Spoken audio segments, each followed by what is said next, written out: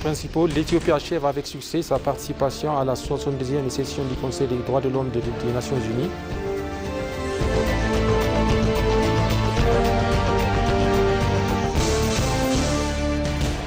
La police fédérale éthiopienne et l'IGAD ont signé un protocole d'accord stratégique.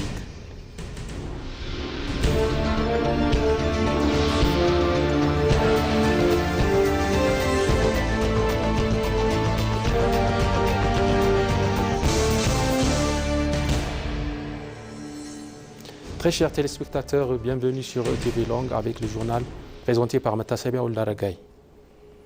L'Éthiopie a conclu avec succès sa participation à la 72e session du Conseil des droits de l'homme des Nations Unies, tenue au Palais des Nations à Genève du 15 juin au 8 juillet 2026. En sa qualité de membre du Conseil des droits de l'homme, de membre de son bureau et de vice-président du Conseil, l'Éthiopie a joué un rôle de premier plan tout au long de la session. Elle a présidé plusieurs réunions de haut niveau, pris part aux travaux décisionnels du bureau et contribué activement aux délibérations de l'organe onusien. Au cours de la session, la délégation éthiopienne a présenté des déclarations nationales, participé aux négociations sur plusieurs projets de résolution et collaboré étroitement avec le groupe africain, le mouvement de non-alignés ainsi que le groupe des pays partageant les mêmes vues sur les principales questions relatives aux droits de l'homme. Elle a également pris part à plus de 30 dialogues interactifs et à 5 panels de haut niveau. L'ambassadeur Tsagab Kebabo, représentant permanent de l'Éthiopie auprès de l'Office des Nations Unies à Genève, a mis en avant les progrès du pays en matière de gouvernance démocratique, de consolidation de la paix, de justice transitionnelle et de protection des droits humains, tout en réaffirmant l'engagement de l'Éthiopie à mettre en œuvre des recommandations de l'examen périodique universel et à renforcer l'état de droit.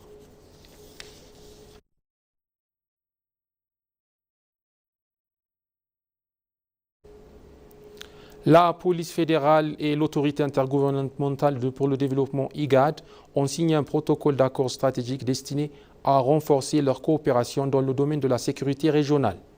Le document a été signé par le commissaire général de la police fédérale éthiopienne, Demelash Gebre Mikael, et le secrétaire exécutif de l'IGAD, Worqneh Gabayehu. À cette occasion, le commissaire général a indiqué que cet accord s'inscrit dans les orientations données par le Premier ministre Abiy Ahmed visant à mettre les acquis des réformes de la police éthiopienne au service de renforcement des capacités des forces de l'ordre en Afrique de l'Est. Il a précisé que le principal objectif est de permettre à l'Université de police d'Éthiopie, l'une des plus anciennes académies de police de la région, de former les forces de sécurité des États membres de l'IGAD, de soutenir la recherche, de développer des programmes de formation et de conduire des études conjointes proposant des solutions aux défis sécuritaires communs.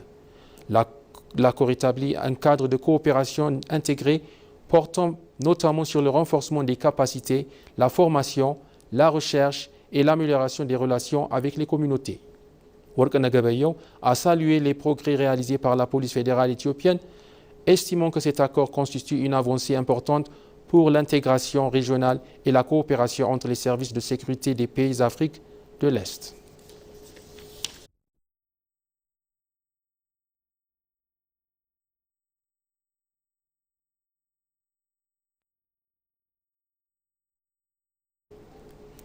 Les institutions religieuses sont appelées à renforcer leur coopération en faveur de la paix et de l'unité nationale. Le ministre d'État de la Paix, Karedin Terzera, a souligné que les institutions religieuses devraient consolider leur collaboration afin de promouvoir durablement la paix et la cohésion nationale. Cette déclaration a été faite lors d'une rencontre organisée par le ministère avec des responsables et des représentants des différentes confessions religieuses. Le ministre d'État a rappelé que son département travaille étroitement avec ces institutions, reconnaissant leur rôle essentiel dans la consolidation de la paix, la promotion du dialogue et le renforcement de la compréhension mutuelle entre les citoyens. Il a indiqué que le gouvernement œuvre activement pour garantir le déroulement pacifique des fêtes religieuses, notamment durant l'année budgétaire 2019 du calendrier éthiopien, en veillant à une meilleure coordination avec les autres événements nationaux.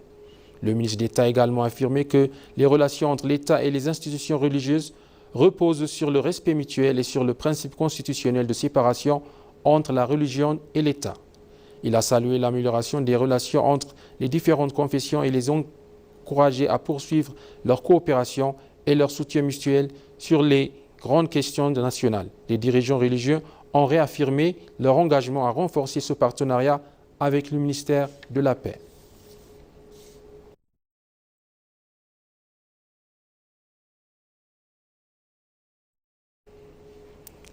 L'Éthiopie a officiellement pris la présidence du Conseil des ministres du marché de l'électricité de l'Afrique de l'Est, succédant à l'Égypte. Cette passation de responsabilité est intervenue à l'occasion de la 37e réunion extraordinaire du comité directeur du marché de l'électricité de l'Afrique de l'Est organisée à Addis Abeba.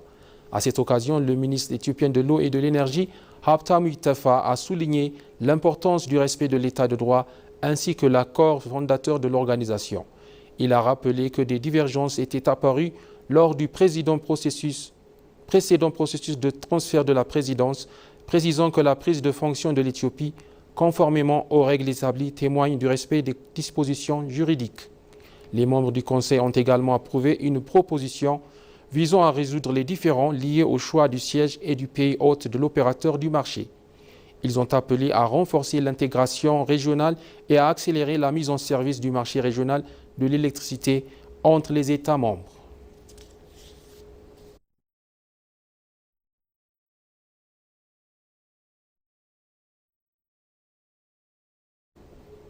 La Commission éthiopienne de l'investissement a annoncé avoir attiré 4,32 milliards de dollars d'investissements directs étrangers, IDE, au cours de l'exercice budgétaire 2018 récemment achevé. Le commissaire de la Commission, Zellek Atamesken, a déclaré à FM Addis 97.1 que ce montant représente une hausse de 8% par rapport à la même période de l'exercice précédent, traduisant une progression continue de l'attractivité de l'Éthiopie auprès des investisseurs étrangers. Il a également indiqué que plus de 260 projets ont été mis en œuvre avec succès dans les zones économiques spéciales durant l'année budgétaire.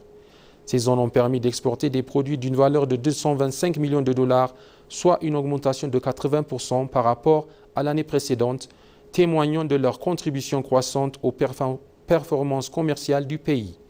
Le commissaire a précisé que la Commission avait délivré 528 nouvelles licences d'investissement au cours de l'exercice. Selon lui, les réformes macroéconomiques engagées par le gouvernement éthiopien ont joué un rôle déterminant dans l'amélioration du climat des affaires et dans les résultats enregistrés par le secteur de l'investissement. À l'issue de l'évaluation de la mise en œuvre du plan de l'exercice budgétaire 2018, la Commission a conclu que des résultats encourageants avaient été obtenus, confirmant les progrès réalisés dans le développement des investissements et des exportations en Éthiopie.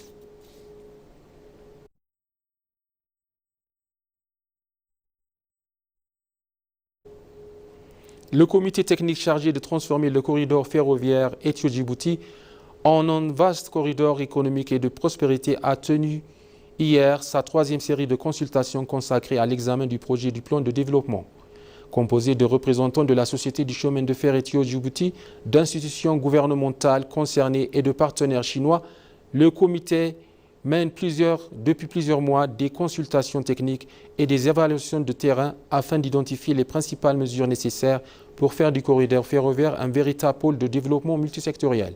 À cette occasion, l'ambassadeur de Wano Kader, directeur général des affaires du Moyen-Orient, de l'Asie et du Pacifique, a souligné que l'Éthiopie et la Chine poursuivent des consultations techniques régulières afin de concrétiser cette initiative.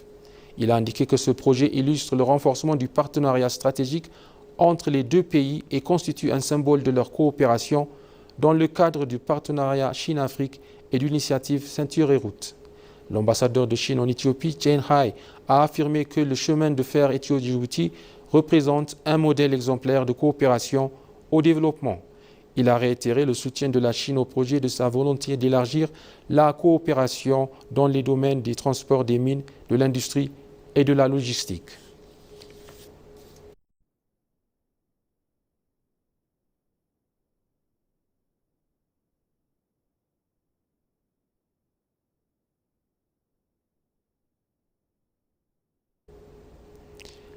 L'Éthiopie a exhorté les pays africains à transformer les engagements pris lors de la conférence Med-Africa 2026 en actions concrètes afin de constituer d'un personnel de santé résilient, qualifié et capable de répondre aux besoins évolutifs des systèmes de santé du continent. À la clôture de cette conférence de 3 jours organisée à Addis Abeba, la ministre d'État éthiopienne à la Santé, Sahle Abdullahi, a insisté sur l'urgence d'accélérer les réformes de l'enseignement médical. Elle a souligné l'importance d'intégrer l'innovation, les technologies numériques, l'intelligence artificielle et des solutions africaines pour renforcer durablement les systèmes de santé. Placé sous le thème « Préparer le personnel de santé africain à un avenir incertain », tirer parti des partenariats de la technologie, de l'innovation et du leadership, la conférence a réuni les ministres, les enseignants, les chercheurs, les décideurs et des étudiants venus de toute l'Afrique. Saharala Abdullahi a invité les participants à traduire les idées et les engagements adoptés en réformes concrètes au sein de leurs institutions, les ministères et les associations professionnelles. Elle a souligné que ces défis nécessitent un leadership africain renforcé, une coopération régionale accrue, davantage d'investissements dans l'innovation et l'intégration de l'intelligence artificielle dans la formation. Le président du consortium des facultés de médecine d'Afrique, COMSA, Lionel Green Thompson, a salué le renforcement de la coopération entre les écoles de médecine africaines. Les participants ont également félicité l'Éthiopie pour son accueil et estimé que la mise en œuvre des recommandations déterminerait le succès durable de la conférence.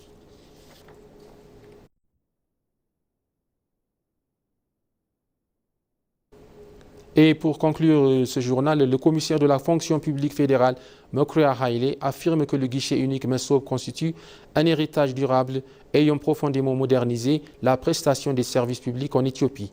Selon lui, cette réforme répond à la nécessité de rendre l'administration plus efficace afin de soutenir la croissance socio-économique. Dans ce cadre, le gouvernement a engagé une restructuration de la fonction publique fondée sur le renforcement des institutions, l'optimisation des structures administratives, le recrutement basé sur le mérite ainsi que la promotion d'une fonction publique inclusive et diversifiée. Lancé le 26 avril 2025, le programme MESOB comprend 106 centres multiservices, 3 unités mobiles fédérales et une application numérique intégrée, l'Integrated Digital Service Application. Le commissaire souligne que cette initiative a considérablement amélioré les performances des services publics en réduisant les lourdeurs bureaucratiques, les coûts de transaction et les délais d'attente. Au-delà des gains d'efficacité, le modèle MESOB a instauré une nouvelle culture d'accueil au sein de la fonction publique et contribué à améliorer l'environnement des affaires, renforçant ainsi l'attractivité du pays pour les investisseurs. Les usagers des unités mobiles confirment d'ailleurs une nette simplification des démarches administratives et un important gain de temps.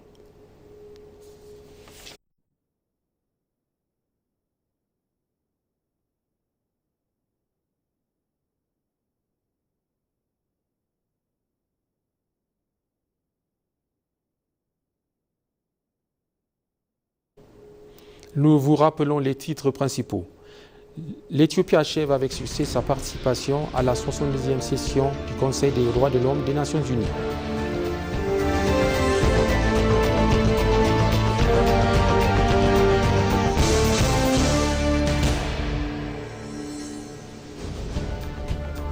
La police fédérale éthiopienne et l'IGAD ont signé un protocole d'accord stratégique.